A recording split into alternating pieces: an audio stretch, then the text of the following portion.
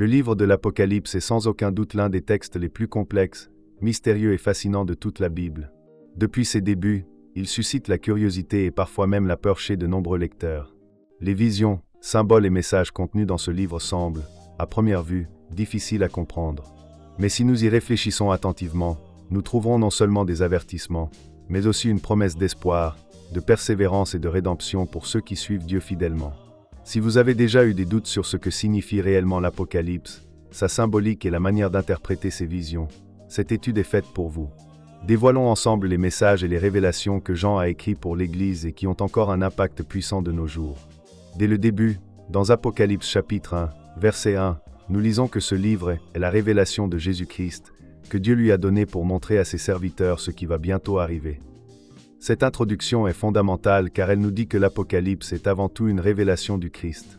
Ce n'est pas un texte juste pour nous effrayer quant à l'avenir, mais pour révéler quelque chose d'important sur Jésus et son plan pour l'humanité. Jean, exilé sur l'île de Patmos, a été choisi pour recevoir ces visions et les transmettre, pour fortifier et encourager l'Église face aux persécutions. Au chapitre 1, Jean décrit la vision impressionnante du Christ glorifié. Il le voit, vêtu d'un vêtement arrivant jusqu'aux pieds et avec une ceinture d'or autour de la poitrine. Sa tête et ses cheveux étaient blancs comme la laine, blancs comme la neige, et ses yeux étaient comme une flamme de feu. Apocalypse chapitre 1, versets 13 et 14. Cette image du Christ en gloire est complètement différente de ses représentations dans les évangiles. Ici, Jésus se révèle comme le Seigneur souverain, puissant et glorifié, le roi qui contrôle toute la création. Cette première vision de Jésus sert de rappel aux chrétiens confrontés à la persécution à cette époque. Peu importe la difficulté de la situation, Jésus est aux commandes. Jean reçoit alors des instructions spécifiques pour écrire des lettres à cette église d'Asie mineure. Chaque lettre contient des louanges, des avertissements et des promesses pour ces églises, et en les étudiant, nous constatons que leurs messages sont incroyablement applicables même aujourd'hui. Les églises représentaient des réalités et des défis spirituels différents. Certaines étaient fermes dans la foi, tandis que d'autres s'étaient éloignées des enseignements du Christ. L'Église d'Éphèse, par exemple, est louée pour sa persévérance mais réprimandée pour avoir abandonné son premier amour. Ces lettres montrent la préoccupation de Dieu pour l'état spirituel de chacun de nous et nous rappellent qu'il voit à la fois nos forces et nos faiblesses. À partir du chapitre 4, le livre entre dans une séquence de visions puissantes et symboliques, commençant par la vision du trône de Dieu. J'en vois un trône au ciel, entouré d'un arc-en-ciel, avec des êtres vivants et des anciens qui adorent constamment. Ce décor majestueux nous révèle la sainteté et la souveraineté de Dieu, qui gouverne l'univers avec justice et perfection. Peu de temps après, on nous présente le livre scellé de 7 sceaux, tenu par l'agneau, qui est le seul digne de l'ouvrir. Ce livre représente le plan de Dieu pour la fin des temps et ne peut être révélé que par l'agneau, Jésus-Christ, montrant que lui seul a l'autorité d'exécuter le plan de rédemption et de jugement. Chaque sceau ouvert apporte une nouvelle vision, souvent accompagnée de catastrophes et de destruction. Les 4 premiers sceaux révèlent les fameux 4 cavaliers de l'Apocalypse, qui représentent la conquête, la guerre, la faim et la mort. Ces images peuvent être effrayantes, mais il est important de se rappeler qu'elles représentent la souffrance humaine qui existe tout au long de l'histoire. L'Apocalypse ne veut pas seulement effrayer, mais nous faire réfléchir sur les conséquences du péché et sur la façon dont l'humanité, en s'éloignant de Dieu, récolte la destruction et la douleur. En plus des sceaux, Jean voit également l'ouverture des 7 trompettes et des 7 coupes de la colère de Dieu, qui apportent davantage de jugement sur la terre. Chaque trompette et chaque bol représentent des calamités, des fléaux et des destructions, et révèlent la justice de Dieu déversée sur un monde en rébellion. Beaucoup de ces visions sont décrites de manière intense et graphique, avec du feu, du sang et des catastrophes naturelles. Ces éléments symboliques sont une manière de représenter l'impact du péché et la gravité du rejet de Dieu.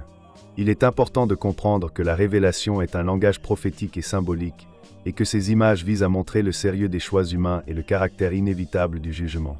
Mais au milieu de toute cette destruction et de ce jugement, l'Apocalypse apporte également un message d'espoir. Dans Apocalypse chapitre 7, par exemple, nous voyons la vision des 144 000 scellés et de la grande multitude de toutes nations, tribus, peuples et langues, qui se tiennent devant le trône de Dieu, vêtus de blanc et des branches de palmier à la main. Ils représentent ceux qui ont été rachetés par Christ et qui partagent désormais la victoire finale. Cette vision rappelle que malgré les tribulations, Dieu préserve et sauve son peuple. Il n'abandonne jamais ceux qui le suivent fidèlement. Un autre symbole important dans l'Apocalypse est celui de le meilleur, décrit au chapitre 13. La bête représente les puissances et les autorités qui s'opposent à Dieu et qui cherchent à détourner les gens sur la voie de l'idolâtrie et du matérialisme.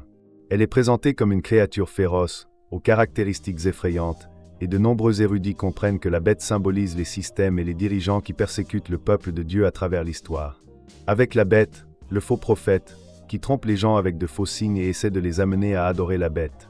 Ces symboles nous renseignent sur la bataille spirituelle qui se déroule entre le bien et le mal et nous rappellent que tout ce qui brille n'est pas de l'or. Nous devons faire attention à ne pas nous laisser tromper par de faux enseignements et des promesses creuses. Le message final de l'Apocalypse est la victoire complète et absolue de Dieu. Au chapitre 19, nous voyons la célébration des noces de l'agneau et la figure de Jésus, roi des rois et seigneur des seigneurs, qui revient triomphant pour vaincre le mal une fois pour toutes. Dans Apocalypse chapitre 20, le diable, la bête et le faux prophète sont jetés dans l'étang de feu, et le jugement final a lieu. Ce jugement est décrit comme le moment où tous seront jugés selon leurs œuvres, et où ceux dont les noms sont écrits dans le livre de vie seront reçus pour l'éternité avec Dieu. Le point culminant de l'Apocalypse est la vision de Nouvelle Jérusalem au chapitre 21. J'en décris une ville magnifique, où Dieu demeure avec son peuple.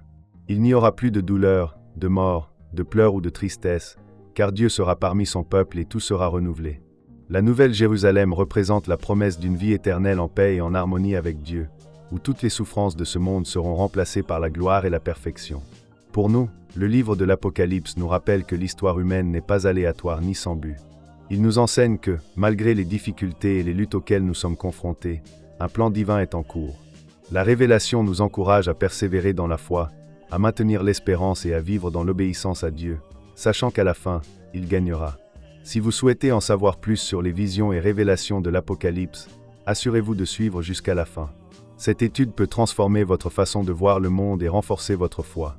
Puissent les messages de l'Apocalypse nous inspirer à vivre avec la certitude que Dieu est aux commandes et qu'en Christ, nous sommes plus que vainqueurs.